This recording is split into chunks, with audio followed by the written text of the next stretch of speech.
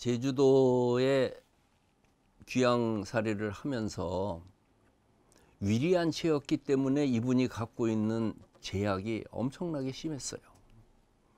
다산 정약용은 9년 안치라고 해서 강진현 안에서는 어디고 다닐 수가 있는 거예요. 그러니까 4번이나 집을 옮겨 다니고, 그리고 서민들을 만나면서 이 다산 특유의 목민심서 같은 그 책을 쓰는데 서민적이고 민중적인 시각을 많이 경험하죠. 추사는 울타리 안에서만 있어야 됐어요. 그래서 그 대중과의 그 접촉은 떨어졌지만은 자기 자신과의 대화는 어느 때보다도 더 가졌던 것 같아요. 그리고 책을 엄청 가져갔어요. 그때까지도 아직 추사의 집에 그 대갓집이니까 있어가지고 나중에는 이제 뭐 과천으로 밀려났습니다만은 동생한테 집에 있는 무슨 책 보내라고 했는데 그 책 리스트가 130권이에요. 그러니까 추사 김정일을 연구하기 힘든 게 그 130권 지금 읽을 수 있는 책이거든요. 그러니까 그 책을 읽진 않아도 어떻게 생겼는지는 알아야지 추사를 공부할 거 아니겠어요. 근데 그때 초창기에 그 부인한테 보낸 편지에, 그 집에 장동 본가에 보낸 편지에 김치 좀 해서 보내달라. 그리고 장복기를 좀 해서 민어를 무름한 걸로 해서 좀 보내달라. 아주 그냥 먹는 거 옷까지 그거를 그렇게 많이 해요. 그러다가 이제 너무 귀양 살면서 호사스럽게 하는 게 미안했던지 참 그런 요구를 하면서 여기에는 시도 없고 장도 없어서 어쩔 수가 없습니다. 난 시장이란 말이 거기서 나온 줄 알아요. 시는 고정된 상점이고 장은 닷새마다 열리는 거고, 그게 시장이 없으니까. 그랬는데 이분이 참 인복이 많은 분이었어요. 선생을 만나는 과정, 북경에 선생 만나는 거, 초이선사에서 권돈이 같은 친구를 새긴 거, 그리고 제주도 귀향살이 하는데 양봉신이라고 하는 사람이 뱃사람이에요. 추사 김정일을 사모해서 그분의 귀향살이 바라지를 다 자기가 해줘요. 심부름에서부터. 그리고 나중에는 장인식이라고 하는 제주 목사 병사가 추사를 너무 좋아해가지고 추사에 대해서 해달라는 대로 다 원래라고 해서 매달 또 먹을 거를 보내줬어요. 지금도 추사 김정희 관찰이 옥션에 많이 나온 게 장인식한테 보낸 게 제일 많아요. 왜냐하면은 받으면은 바로 보내주신 원래를 잘 받았습니다 하고서 보낸 편지여서, 어떤 거는 추사 선생 문집에서 가장 편지가 많이 실린 게 초이선사하고 권돈인하고 그 다음에 장인식에게 보낸 편지예요. 그런 거였어요. 근데 추사가 제주도 유배됐을 때 처음에 찾아와서 도와준 게 소치허련이었어요. 이분이 초이선사가 소개해줘가지고 추사 밑에서 그림 배운 지 2년 만에 귀향을 가니까 거길 따라온 거예요. 그래서 추사 옆에서 벗하면서 모든 것을 다 도와주죠. 그래서 추사가 소치를 그렇게 편애했어요. 근데 온 지 6개월 돼서 집안의 큰아버지가 돌아가셔서 상을 당해갖고 갔다가 결국은 3차례에 걸쳐가지고 제주도에 와서 추사의 뒤를 뒷바라지를 그렇게 해주고 그림을 배워서 아주 추사를 그냥 그대로 흉내내는 일이 많았죠. 그리고 3년 지났을까? 57살 때 아내가 돌아가십니다. 귀향살이 하는데 죽은 거예요. 통곡을 하면서 하루 종일 통곡을 하고 옷을 다 벗고 다시 울었다고 그러면서 쓴 시 중에 하나가,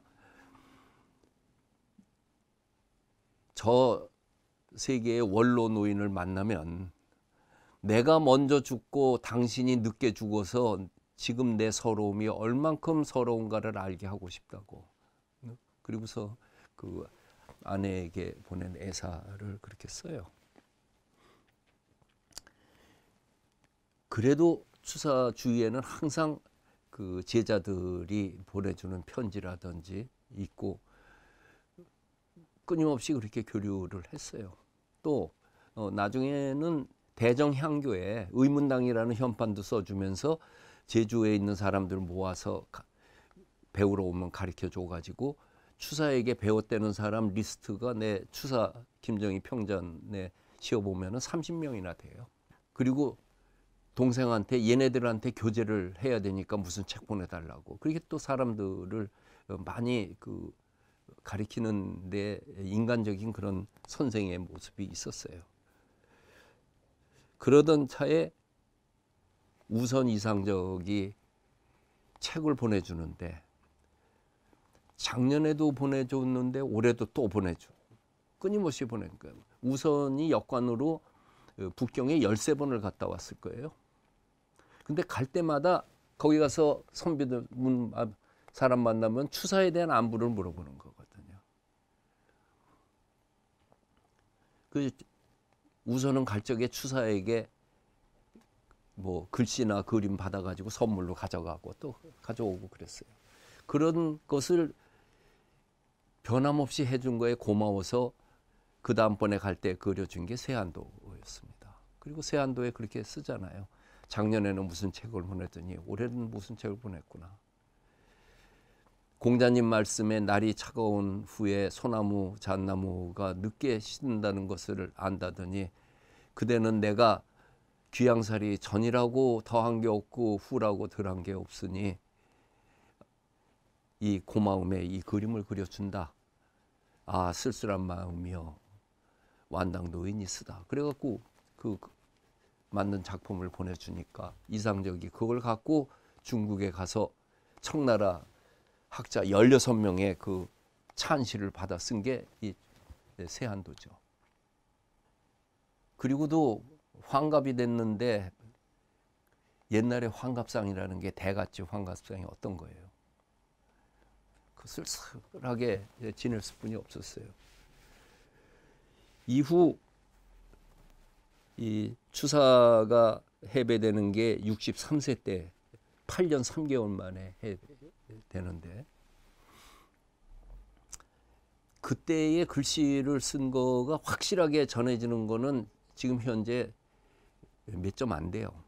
편지만 그렇게 많아. 근데 그 과정 속에서 추사는 여러 가지 변화가 있는 중에 추사 귀양살이 올 적에 쓴 무량수각이라고 하는 글씨가 있었는 현판 대형사에 있는데 추사 집안의 경죽짐씨 원당 사찰로 그 예산고택 뒷산에 그 화암사라고 하는 작은 절이 있어요. 근데 동생들이 그 집을 다시 수리하면서 무량수각하고 식경루 현판을 써달라고 해서 써줬어요. 근데 그 글씨를 보면 완전히 달라. 내려올 때 글씨는 박주수 얘기대로 기름지고 그랬어요. 근데 63세에 썼죠. 그 화암사 자기 집 원당사찰에 보낸 거는 아주 골기만 남아있는 금석기가 있는 그 글씨체가 됩니다. 그리고 돌아오기 바로 전에 헌종이 임금이 돼가지고 소치 허련을 불러요. 올 적에 추사 김정희 글씨를 좀 가지고 오라고. 이 헌종대왕이 추사의 광팬이었어요. 낙선제가 헌종대왕이 살던 사랑채인데 궁중에 그 집에 있는 걸려있는 현판들이 다 추사의 작품 아니면 자기 작품 아니면 옹방강, 섭지선 이런 사람의 작품으로 걸려 있어요. 낙선제라는 글씨가 추사의 친구인 섭지선 글씨예요. 주련으로 달려있는 건 옹방강 글씨고 보소제라고 써있는 거는 이 헌종대왕 자신의 글씨고 그 귀양살이 하는 분을 귀양살이 풀어줄 생각은 안 하고 저 글씨 써보라고 그랬나? 나 뭐 그런 생각이 듣는데 그 다음에 이제 해배가 되는 거예요. 그래서 이제 환갑 넘은 63세의 노인네가 이제 떠나는데 먼저 완도로 가서 해남 대흥사에 있는 초이선사를 만나요. 초이는 추사가 귀양살이 중에 상처를 하니까 위로하기 위해서 왔다 갔어요. 한 6개월 같이 있다 갔었죠. 그 초이한테 갔더니 가서 초이한테 그 내가 갈 때 써준 원교 이광사의 현판 갖고 있냐고 그랬더니 난 잘 안 버려서 있을 거라고 보자고. 그래서 다시 대웅보전 현판 가져와서 보더니 그땐 내가 잘못 봤다고 내 거를 띄고 이걸로 걸어달라고. 그래서 지금 대웅보전은 원교 이광사의 현판이 걸려 있어요. 그리고 이 서울로 왔는데 청운동, 통인동 이쪽을 장동이라고 그랬는데 장동에 있는 집은 없어지고 서울 시내는 못 들어오고 용산에 있는 이류정이라고 그랬는데 동부 이천동에 있는 한강변에 있는 강마을에 거적을 피면서 거기서 강가에서 쓸쓸하게 살아요. 그때 친구들한테 보낸 편지 보면은 후배한테 보낸 편지 보면 제삿날이면은 그렇게 괴로운 거야. 재수가 모자라서. 그래서 그거를 도와주는 분들에게 보낸 편지들이 많이 남아 있어요. 옛날에 안부 편지는 안 써도 뭐 선물 받으면 잘 받았다고 편지를 써야 되잖아요. 그래서 황간 현감에게 보낸 편지 10몇 통이 전부 보면은 보내주신 거는 잘 받았습니다. 그 얘기들이 이렇게 써 있죠. 이때의 추사의 글씨가 명작들이 쏟아져 나옵니다. 그 이류정을 72구 초당이라고 그랬어요. 72마리의 백구가 날아드는 초당. 많다는 뜻이래요. 추사가 그런 그 글짓기, 현판 글씨의 그런 글들이 상당히 많아요. 호를 한 200개를 갖다 썼는데 뭐 아프다고 병거사라고 했는가 하면은 이 추사의 현판 중에서 문자 현판으로 들어간 것 중에 상하 3000년 종행 10만리 지실이라고 써 있대요. 그 홍한주가 쓴 지수연필에 그 얘기가 나오는데 아니 무슨 현판에 저런 글씨를 써놨을까 하고서 봤더니 그게 상하 3000년 종행 10만리에 남아난 사람이 없다라는 뜻이래. 그게 명나라 염약거가 상하 500년 종행 1만리 지실이라고 쓴 거를 10배 뻥 튀겨 해가지고 그렇게 자기 프라이드를 갖고 있었던 거예요. 72구 초당도 그렇게 썼던 거죠. 근데 어떤 때 보면 36구 초당이라고 쓴 게 있어요. 그때는 갑자기 이 백구가 반만 날라왔나 봐. 그래서 그냥 깎아가지고 36구 초당이었고 그런 유머가 있어요. 추사 편지 보면은 딱 편지 써놓고 마지막에 뭐 추석 몇 년 추석 경자년 추석에 뭐 이렇게 쓰는 거가 보통이잖아요. 날짜 쓰면 추사는 그렇게 안 쓰고 뭐라고 써놓고 연꽃 생일날 추사 올림 뭐 이렇게 써요. 근데 어떤 편지를 봤더니 뭐라고 써놓고 몇 년도 소동파 생일 다음 날 뭐 이렇게 써놔요. 이거 소동파가 12월 19일생이야. 그러니까 12월 20일이라고 쓸 거를 그냥 소동파 생일도 아니고 생일 다음 날 이렇게 쓰고 그렇게 말을 만들어서 운치 있게 그렇게 써가지고 어떤 사람들의 글을 읽는 것보다도 굉장히 많은 그 여운을 갖는데 그 대신 공부하는 사람은 죽어나지. 그거 다 조사해야 되잖아요. 그랬는데 이번에는 예송이 일어난 것이 그 권돈인 사건이라고 얘기하는 게 좋겠네. 예론이 복잡해가지고 왕가에서 상을 당했는데 이게 2년상이냐 3년상이냐 갖고 맨날 싸우잖아요. 이거를 대수를 임금님 대수로 쳐야 되냐 아니면은 전주이시 집안의 학렬로 쳐야 되냐 이거 가지고 싸우다가 결국은 권돈인이 귀양사리를 가게 돼요. 근데 귀양사리를 가는데 권돈인이 배후에 추사 김정희가 있다고 해서 추사 김정희가 이번에는 북청으로 귀양 가요. 가면서 추사 김정희의 제자였던 우봉 조일용하고 그 오경석하고는 둘은 또 하나는 임자도로 가고 하나는 어떤 섬으로 유배를 가요. 아주 그냥 추사 일파에 대해서 그 정치적으로 그런 박해를 받아서 북청으로 귀양살이를 가는 거예요. 북청에 갔더니 거기에서 또 사람들이 모여드는 거예요. 근데 거기에 유요선이라고 하는 사람이 어떻게 이 캄캄한 변경 지방에 이런 인재가 있었을까 싶어가지고 그 사람에게 그렇게 글씨도 많이 써주고 그렇게 했는데 네가 뭘 가지고 이렇게 글씨를 잘 쓰는가 했더니 이분이 거기에는 공부하는 재료가 없는데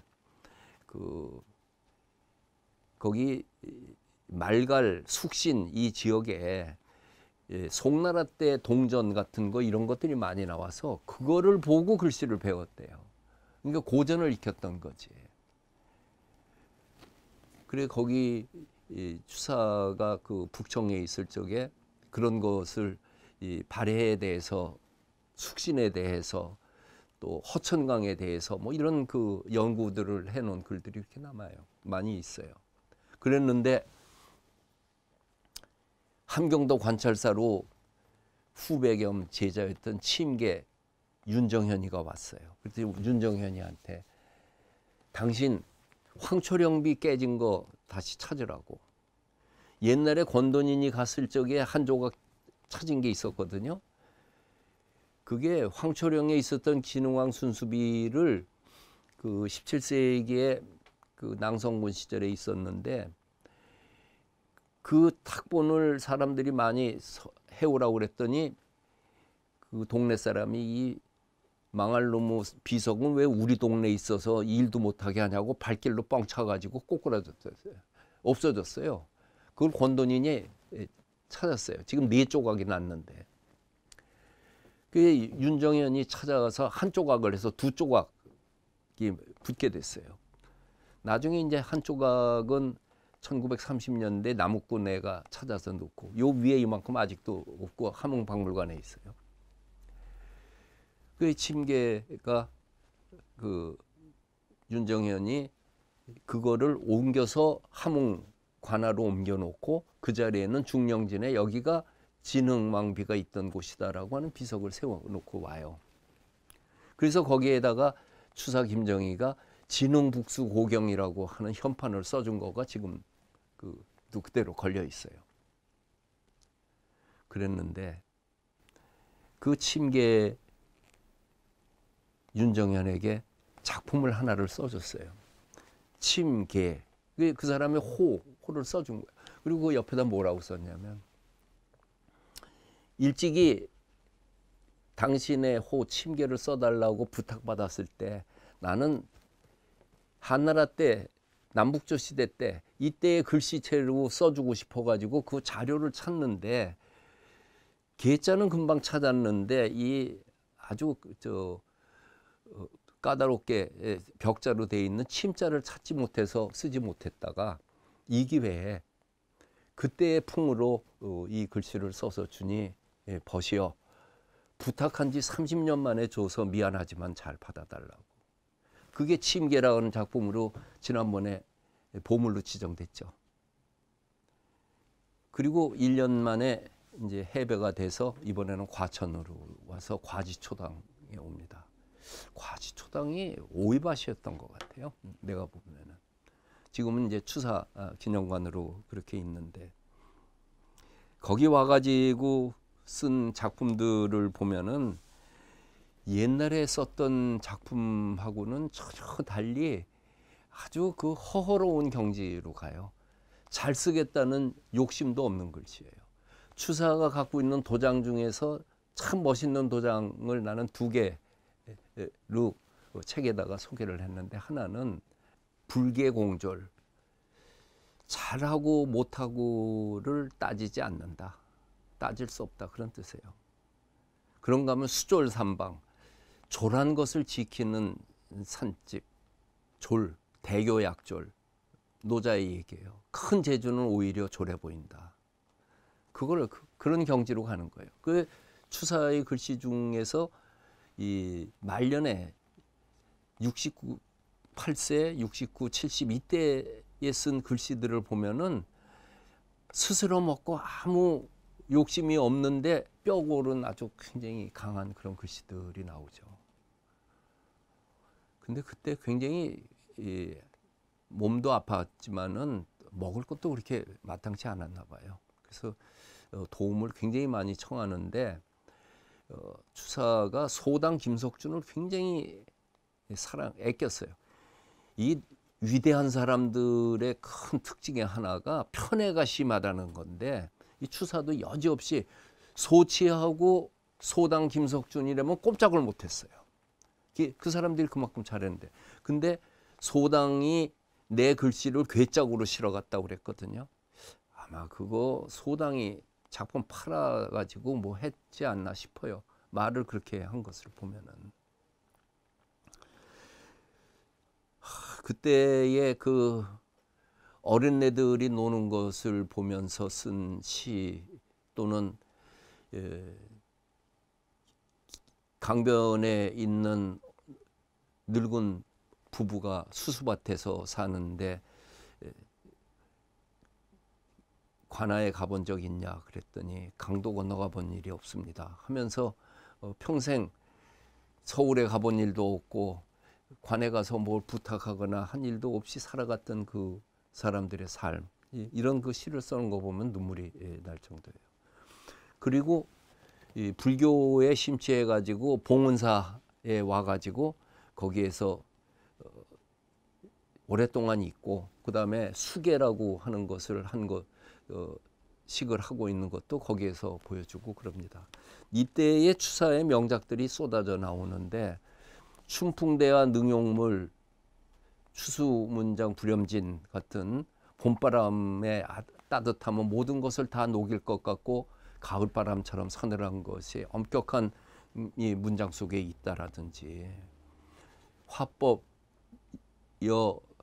화법유 장각 말리고 서세여 고송일치라고, 화법 속에는, 그림 그리는 법 속에는 장각 말리가 다 들어가 있고, 글씨의 획 하나는 외로운 소나무 한 가지 같다. 이런 명작들이 전부 그때의 작품들이에요. 그리고 맨 마지막에 쓴, 돌아가시기 직전에 쓴 작품이 대팽두부 과강체 고해부처 아녀손이죠. 이 글은 본래 추사가 지은 게 아니고 오중거라고 하는 사람이 쓴 글을 이제 인용을 해서 쓴 건데, 큰 요리라고 하는 것은 두부에다가 야채 넣어서 만든 찌개, 끓인 찌개고, 고해, 아주 우아한 모임은 아들, 손자, 며느리하고 모인 것이다. 이게 필부의 낙이지만 고관 대작들은 지내면서 이 낙을 아는 사람은 몇이나 있는가. 그게 이분의 그 마지막 그 작품이었어요. 그분의 문장은 아니었지만은 어떤 문장을 선택하느냐는 그분의 선택인 거죠. 아주 그 평범함으로 돌아가 버려요. 글씨도 그렇고 마음도 그렇고. 그리고 10월 달이었어요. 71세 되는 1856년 10월 5일쯤 됐을 거예요. 이 봉은사의 그 아미타경 경판이 완성이 돼 가지고 그 경판고에다가 안장을 하게 돼. 지금도 있어요. 거기에 이제 현판에 경판고라고 써야 돼요. 경판전이라고. 그거를 써달라고 했는데 추사가 판전이라고 두 글자만 썼죠. 그게 최후의 명작으로 꼽히는 거였어요. 그리고 판전 옆에 70일과 병중작 71살 먹은 과천 노인이 병중에 쓰다 라고 조그맣게 써 있죠. 전설에 의하면 그 글씨를 쓰고 과천으로 돌아가 3일 후에 세상을 떠났다고 그럽니다. 그러니까 그 글씨가 굉장히 커요. 추사가 갖고 있던 그 삶의 마지막 에너지를 그 판전이라고 하는 글씨에 다 쏟고 세상을 떠난 것 같아요. 그리하여 추사 김정희의 예술이 서예가 무엇이 그렇게 위대한 것인가? 중국 서예사 2000년을 13글자로 요약한 명문이 있어요. 청나라 때 양헌이라고 하는 사람이 한 말입니다. 진상운, 당상법, 송상의, 원명상태. 진나라 사람은 운을 숭상했고 당나라 사람은 법을 숭상했고 송나라 사람은 의를 숭상했고 원나라 명나라 사람은 태를 숭상했다. 4세기 5세기의 진나라 왕희지 같은 사람은 신운이 감도는 글씨를 썼고 운. 7세기 당나라 때 구양순 저수량 같은 사람은 법으로 썼고 아주 법도 있게 썼고 11세기 송나라 소동파 미불 같은 사람은 의라고 해서 자기가 갖고 있는 의지, 뜻을 글씨 속에다 획에다가 씹어놓고 원나라의 조맹부, 명나라의 동기창 같은 사람은 태를 숭상해서 아주 예쁘게 썼다. 이게 중국 서예사의 그 큰 흐름이었어요. 그럼 그로부터 300년 지난 청나라 사람은 무엇로 썼는가? 학으로 썼어요. 공부, 금석학, 고증학. 그러니까 옛날 글씨를 다 공부해가지고 새로운 글씨를 쓴 거를 입고 출신이라고 그랬어요. 고전으로 들어가서 새 걸로 나온다. 어떤 사람은 법고 창신이라고 그랬어요. 고전을 법으로 해서 새 것을 창조했다. 그 입고 출신을 하는 글씨로 청나라 때 만들어진 사람이 이병수, 또 등석여, 옹방강 이런 사람들이 있는데 정판교 그 사람들은 다 조금씩 했지만은 추사는 그 모든 것을 다 아울러서 했기 때문에 청나라 사람은 학을 숭상했고 그 대표적인 서예가는 추사 김정희였다. 추사 김정희는 조선시대 서예사에서 보는 것보다 동양 서예사 전체로 봤을 적에 그 위상이 확실히 높아집니다. 이게 거짓말 같은 과장이라고 생각할 수도 있지만 BTS를 한국 가요사에서 어떻게 평가할 것인가 하는 거와 똑같은 거예요. 국제 무대에서 살았던 그분들의 시각은 우리는 그동안에는 별로 그 시각에서 보지 않았지만은 지금 와서 생각하니까 그분이 이룩한 것은 산숭해심, 산처럼 높고 바다처럼 깊다 하는 그 말로 요약할 수 있습니다. 추사의 문집을 보면은 생각보다 글이 적어요. 그 이유가 중간에 불을 태웠대요. 그 완당 그 소전의 글 속에 보면은 평소 글 쓰는 거, 글로 남기는 걸 좋아하지 않았지만 기껏 쓴 것을 그렇게 불태워서 없어서 문집을 만드는데 힘들었다고 그렇게 얘기를 해요. 그러니까 다른 사람이 그 정도 책 썼으면 굉장하지만 추사라는 분의 책을 보려면 그분이 없어서 답답하죠. 다사는 500권 아니에요. 그러니까 그 지금도 계속 다 읽은 사람이 없을 정도죠. 근데 추사의 글 중에서 그분의 뭐 학술적인 거 이런 거보다 내가 추사의 인간미 나는 글로 정말로 감동받은 글 하나는 소개해 주고 싶어요. 어떤 사람에게 보낸 글 속에 나온 거예요. 나는 천성이 노는 것을 좋아하여 늘 좋은 놀이를 만나거나 좋은 친구를 만나면 난놀이가 부족하여 밤까지 계속했으며, 이 문장이 내가 그렇게 좋을 수가 없어. 처자나 집안일 따위는 마음에 걸릴 것도 없이 오직 대나무 한 폭이, 돌 한 덩이, 꽃 한 송이, 풀 한 폭이라도 진실로 마음에 붙일 만한 곳이 있다면 거기서 세상을 마칠 생각을 가졌지요. 하물며 이른봄과 늦봄 사이 강마을 경치는 더욱 아름다워 꽃은 봉우리가 터지고 새들은 다 둥지를 벗어나 하늘은 엷은 청색을 띠고 물은 짙은 초록을 지으며 만그루 복사꽃이 붉고 천그루 백꽃이 희게 다투어 벌어지고 백리들판에 보리는 푸르고 누렇게 펼쳐졌는데 나는 이따금 홀로 그 속을 거닐며 짐짓 들가치를 설레게 하고 왕왕 노래를 부르며 흰구름을 뚫고 가곤 했지요. 간혹 옛벗을 만나면 그윽하고 먼 데까지 마음껏 구경하고 낮에는 역사책을 읽고 밤에는 경전을 공부하며 해가 기울도록 벗을 붙들고 밤중이면 귀신과 얘기하며 밤낮에 구경을 다해 흠뻑 젖어드는 흥취를 실컷 푼다면 그 즐거움은 거의 죽음을 잊을 만도 하지 않겠소.